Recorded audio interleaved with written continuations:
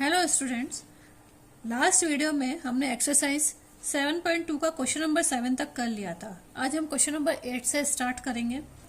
Question number 8, if A and B are -2 and -2 and 2 -4 respectively, find the coordinates of a P such that AP equals to 3/7 of a AB and P lies on the line segment AB। कोई line है हमारे पास AB, इसके जो दो coordinates हैं AB, that is a -2 and -2, B is 2 and -4। इसमें एक P point है। अब यहाँ पर AP बराबर 3/7 ऑफ अ AB है। इट मीन्स AB 7 सेंटीमीटर की है, जिसमें से AP 3 है। तो इसका मतलब BP इक्वल्स टू 4/7 हो जाएगा of a AB, that is a 4। तो M1:M2 का रेशो जो हो गया वो हो गया 3:4 का रेशो हो गया। अब हमें बताना है P के कोऑर्डिनेट्स मालूम करने हैं। तो फॉर्मूला पुट करेंगे, सेक्शन फॉर्मूला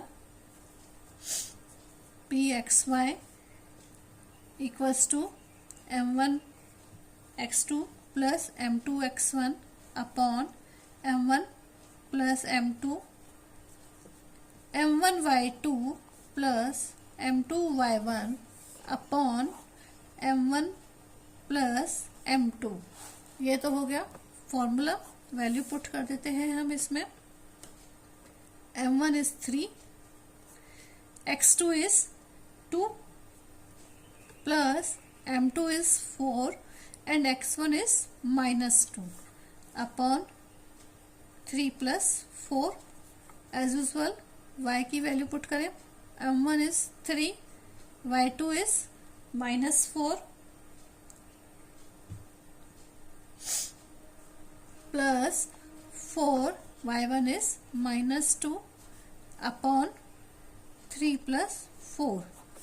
तो ये हो जाएगा 3 2 जा 6, -8 अपॉन 7 एंड यह हो जाएगा -12 -8 upon 7, that equals to -2 upon 7 and -20 upon 7। तो P के जो कोऑर्डिनेट्स हो गए वो हो गए हमारे पास -2 upon 7 and -20 upon 7। Next question number 9, find the coordinates of the point which divides the line segment joining A -2 and 2 and B 2 and 8 into 4 equal parts। line has AB, A और B, इसको 4 equal parts में divide कर दिया। A के coordinates, अब ये चारों equal parts है, दैट इज हमने इनको सबको 1 1 मान लिया। A के कोऑर्डिनेट्स है -2 and 2 और B के कोऑर्डिनेट्स है 2 and 8। इनको नाम हमने दे दिया P Q R। अब सबसे पहले P की वैल्यू निकालेंगे हम। तो अब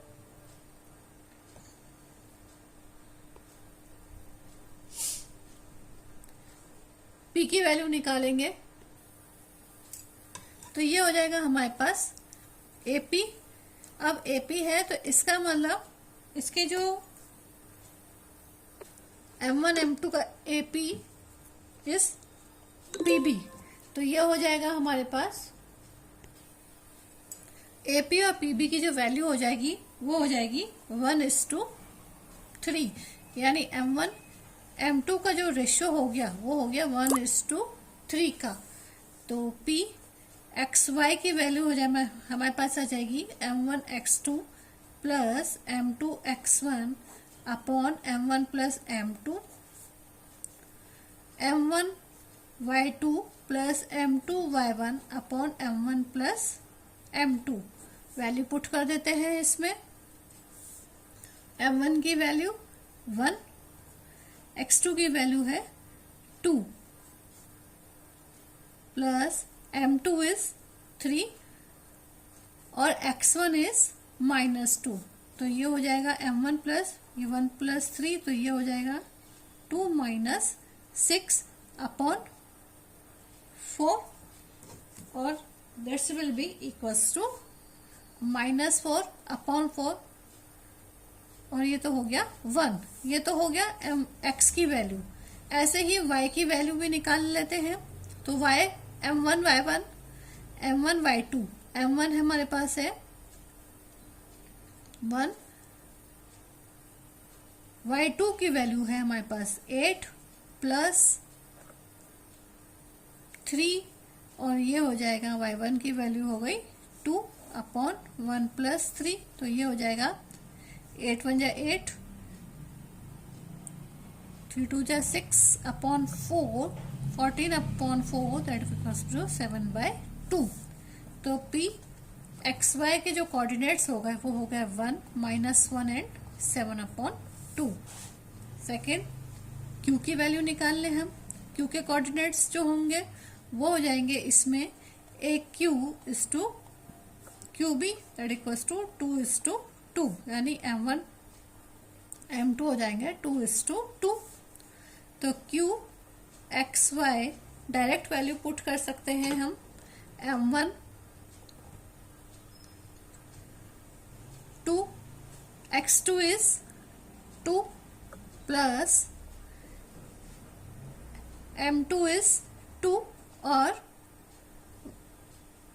x1 is 2 upon 2 + 2। As usual y की वैल्यू कर लेते हैं 2, y2 m1 is 2, y2 is 8 plus 2 और y1 की वैल्यू है 2, दैट इक्वल्स टू 2 + 2, 2 2 जा 4 + 4/4।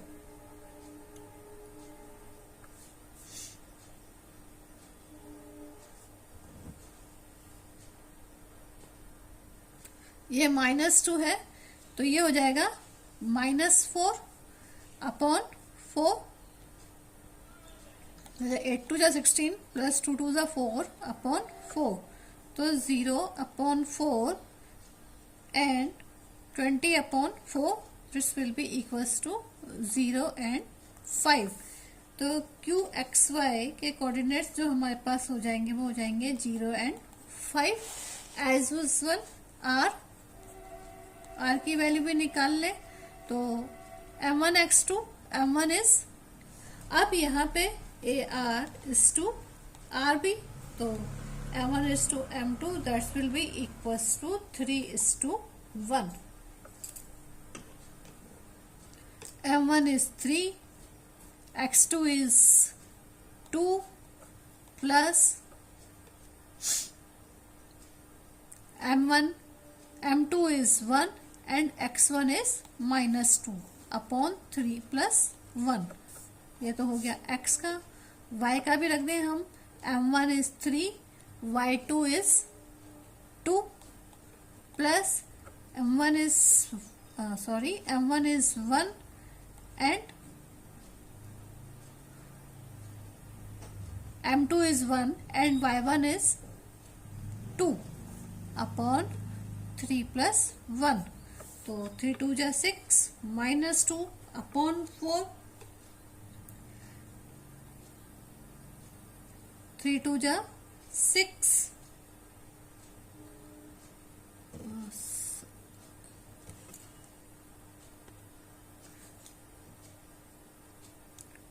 देयर y2 is 8, गलती से हमने 2 रख दिया, दैट इज 8, 3 8 24 प्लस 2, वापिस लिख देते हैं 24 + 2/4, तो ये हो जाएगा 6 - 2 = 4/4, और ये हो जाएगा हमारे पास 26/4, दैट इक्वल्स टू 1 एंड 13/2।